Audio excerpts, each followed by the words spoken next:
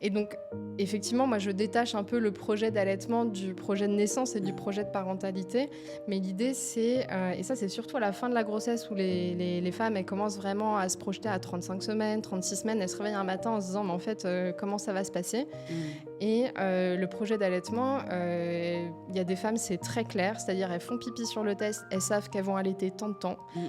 Il y a des femmes qui ont pas du tout envie en début de grossesse et sur la fin de la grossesse, elles se disent: «Bah, en fait, ouais, ça me titille un petit peu, j'ai quand même Mmh. envie de tester».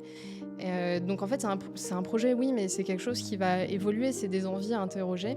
Et moi, j'aime beaucoup le terme de projet, mais le pendant peut-être négatif du terme de projet, c'est que derrière, on y appose, le qualificatif d'échec ou de réussite. Mmh.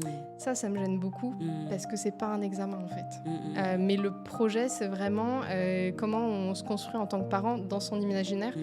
sachant qu'après ça va se confronter à la réalité, quoi. Mmh mh mh. Mais c'est bien d'avoir un projet de base et puis le Mmh. projet, moi en consultation, c'est une des questions que je pose aussi. Quel était votre projet initial Mmh. d'allaitement? Et aujourd'hui, quel est votre projet actuel d'allaitement? Parce que c'est des choses qui évoluent, en fait. Mmh Et on mh. devrait se poser la question avec tout le champ de la périnatalité. Mmh mh.